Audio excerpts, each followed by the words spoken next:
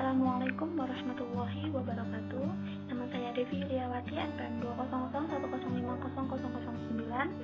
Saya dari jurusan Tadris Bahasa Inggris kelas B semester 3. Di sini saya akan menjelaskan tentang hardware atau perangkat keras untuk memenuhi tugas mandiri mata kuliah Teknologi Informasi dan Komunikasi.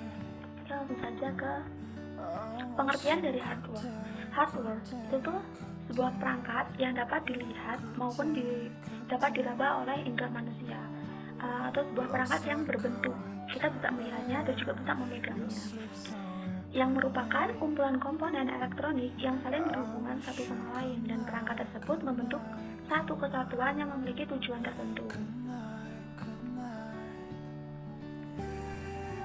Nah, secara umum hardware ini atau perangkat keras ini mempunyai 4 fungsi.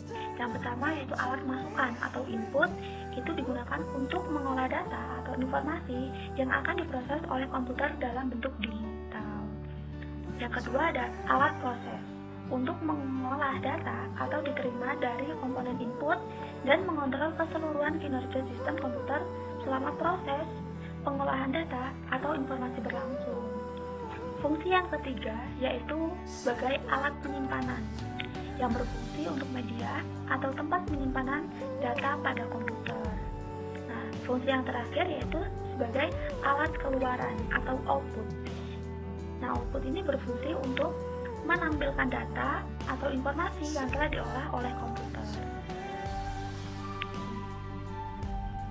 Nah, ini adalah contoh dari hardware. Itu ada speaker, keyboard, monitor, CPU, CD-ROM, disk drive, terus mouse, dan masih banyak lagi sebenarnya, tapi yang saya berikan hanya ini saja.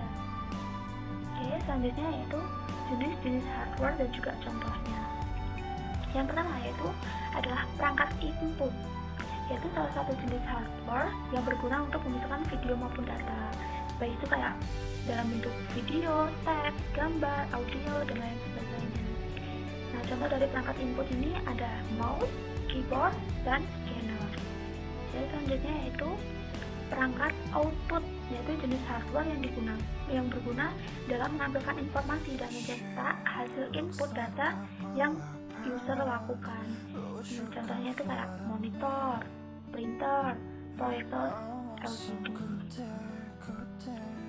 Nah, selanjutnya yaitu perangkat proses. Jenis perangkat keras yang satu ini dapat digunakan dalam mengolah data sekaligus menjalankan proses yang ada pada sistem komputer. Nah, contoh perangkat proses itu ada CPU, VGA, dan juga RAM. Selanjutnya yaitu perangkat untuk menyimpan. Jadi hardware itu ada perangkat untuk menyimpan, yaitu storage device atau yang lebih dikenal dengan perangkat untuk menyimpan, merupakan salah satu jenis hardware yang berfungsi menyimpan data-data komputer. Jadi ini fungsinya untuk menyimpan semua data yang ada di komputer. Tuh. Nah, contohnya perangkat untuk menyimpannya ada hard disk, flash disk, dan optical disk. Yang terakhir itu yaitu perangkat tambahan. Nah, perangkat tambahan ini berguna dalam membantu komputer menjalankan perintah user.